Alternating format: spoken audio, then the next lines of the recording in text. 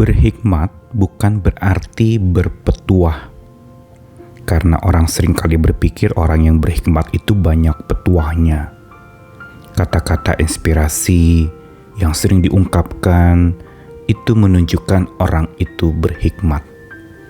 Padahal sesungguhnya yang namanya berhikmat itu lebih dari sekedar berpetuah, memberikan wejangan-wejangan atau kata-kata penguatan serta pengajaran-pengajaran tentang hikmat. Tetapi yang namanya berhikmat sesungguhnya kita masuk terlibat di dalam perspektif Tuhan. Inilah sebenarnya esensi hal yang paling mendasar di dalam kita berhikmat, yaitu masuk ke dalam pola pikir, cara pandang, dan bagaimana berperilakunya Tuhan, baik kepada manusia di dalam Dia hadir di bumi ini, maupun di dalam Dia mengajar, di dalam Dia menunjukkan kebenaran dan kasih-Nya. Hikmat selalu menyertai Allah kita di dalam Dia menyampaikan pesan-pesannya. Karenanya perspektif ini jauh lebih penting dari sekedar ungkapan-ungkapan inspiratif yang diucapkan atau disampaikan oleh orang yang berhikmat. Kehidupan yang dibangun di atas dasar hikmat Tuhan dapat bertahan dari tipuan angin perubahan dan gelombang kesulitan yang kita hari-hari ini sedang hadapi. Angin perubahan sedang keras menerpa hidup kita. Kita dihadapkan kepada perubahan-perubahan masa depan yang memang tidak mudah untuk kita jalani. Sudah kadung asik dengan pola yang lama dan kita diminta untuk berubah, masuk ke pola baru yang kita tidak dapat mengerti bagaimana melakukannya. Begitu juga gelombang-gelombang kesulitan yang datang menerpa hidup kita, yang makin membuat kita terjepit di dalam himpitan-himpitan kesulitan itu. Dan hikmat Tuhan itulah yang memampukan kita untuk bisa bertahan dari tipuan angin perubahan dan gelombang kesulitan itu.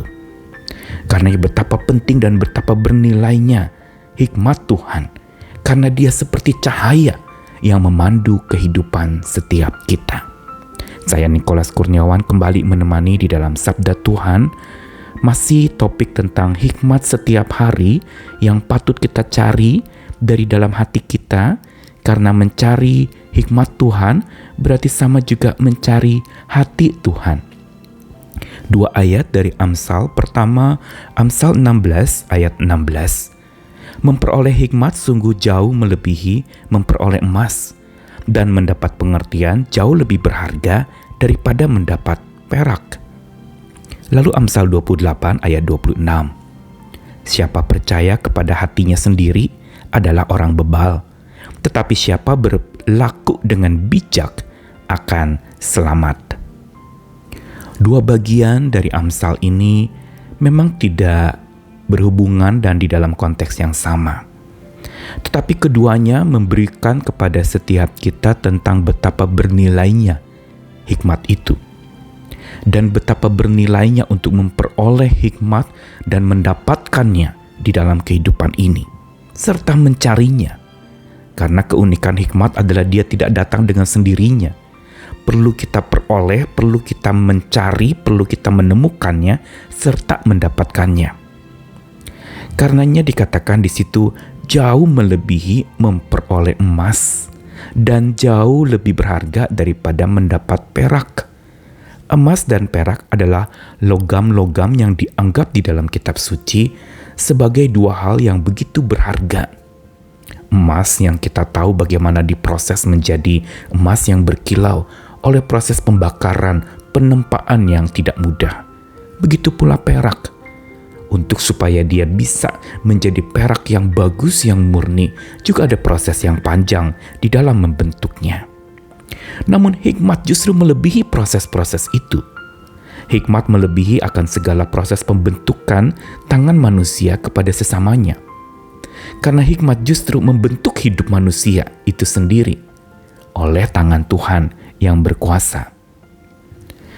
Hikmat melebihi emas dan perak mau memberitahu kepada kita bahwa tanpa hikmat, berkat apapun yang kita terima berupa emas, perak, atau harta benda yang lainnya, itu bisa jadi laknat. Bisa jadi sesuatu yang justru bumerang menyerang balik. Menjadi satu kutukan bukan lagi berkat. Tanpa hikmat, berkat jadi kutuk. Tanpa hikmat pula, hubungan yang dekat bisa berubah menjadi hubungan yang saling berkhianat. Kedekatan justru berubah menjadi pengkhianatan.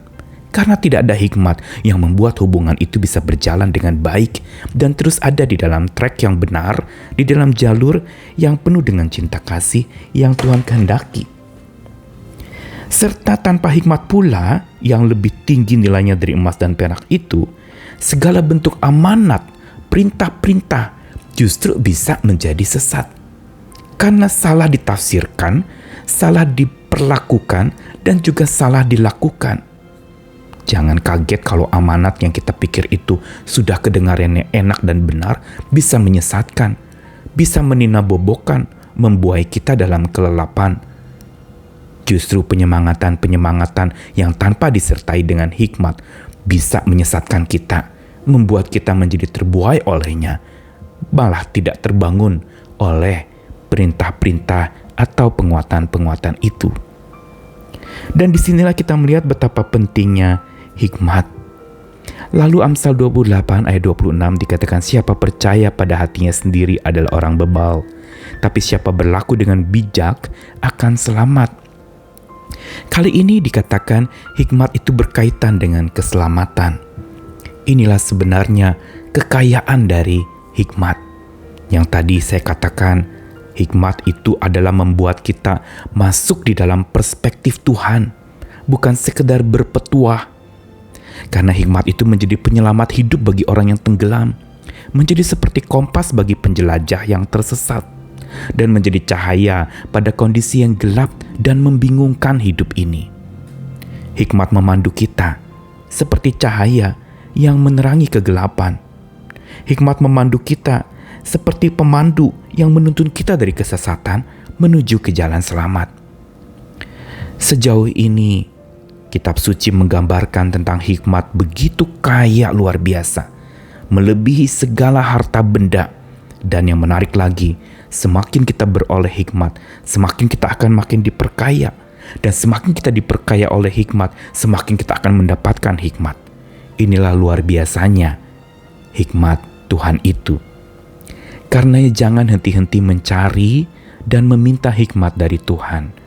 Karena Tuhan mau kita hidup bijaksana seperti Tuhan yang punya bijaksananya dengan luar biasa, memandu seperti cahaya yang menyinari mereka yang ada dalam gelap pekat. Memandu seperti seorang navigator yang membawa orang-orang yang ada dalam kesesatan menuju jalan selamat. Sekarang coba tanyakan kepada hidup kita sendiri, apa artinya segala apa yang kita punya, segala apa yang kita peroleh di dunia ini, tanpa bijaksana, tanpa hikmat yang dari Tuhan, semua akan salah kita pergunakan. Semua akan justru menyesatkan. Semua itu akan justru berbalik, berkat berubah jadi laknat. Dan dekat bisa menjadi hianat, serta amanat bisa jadi penyesat.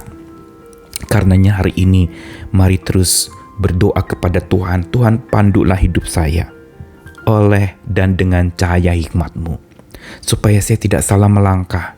Hari-hari ini kita perlu ekstra waspada di dalam mengambil tindakan ini atau itu, di dalam membedakan ini atau itu, dalam membandingkan ini atau itu.